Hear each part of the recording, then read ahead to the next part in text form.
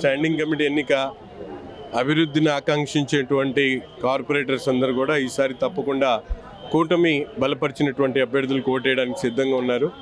చాలా వరకు నాకు తెలిసి ఒక 40 దాకా కూటమి నాయకత్వానికి బలపరిచేటువంటి అవకాశం ఉంది. ఎలక్షన్స్ జరగబోతున్నాయి. చాలా చక్కగా సజావుగా జరుగుతాయి ఎలక్షన్స్. భారీ మెజారిటీతో కూటమి ప్రభుత్వం గెలవబోతా ఉంది కార్పొరేషన్లో. సో ఇందులో ఏ అనుమానాలు లేవు. మీరు చూస్తున్నారు, అందరు కూడా ఇక్కడ ఏకపక్షంగా వన్ సైడెడ్ ఎలక్షన్ లాగానే ఇది జరగబోతుంది.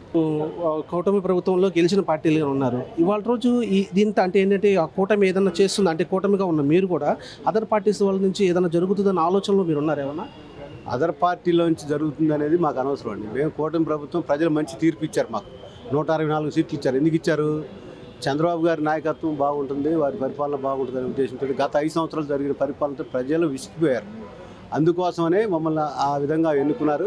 దానికి తగిన రీత్యా మేము అభివృద్ధి చేయాలనే ఉద్దేశంతో ఉన్నాము, చేస్తున్నారు. కాబట్టి ఇప్పుడు ఉన్న కార్పొరేటర్లు వేరే పార్టీలో కూడా వాళ్ళు స్వచ్ఛతంగా వచ్చి మేము కూడా మీకు తోడు ఉంటాము, ఈ యొక్క స్టాండింగ్ కమిటీలో విజయం సాధిస్తే అనేక అభివృద్ధి కార్యక్రమాలు ఇంకా బాగా చేయొచ్చు అనే ఉద్దేశంతో వీళ్ళందరూ కూడా మాకు తోడుగా వచ్చారు. ఈ స్టాండింగ్ కమిటీ ఈ రోజున కూటమి ప్రభుత్వం గెలుస్తుంది, అందులో నో డౌట్ అట్ ఆల్. అభివృద్ధి వైపే ప్రజలందరూ కూడా, కార్పొరేట్లందరూ కూడా అభివృద్ధి వైపే నడుస్తున్నారు.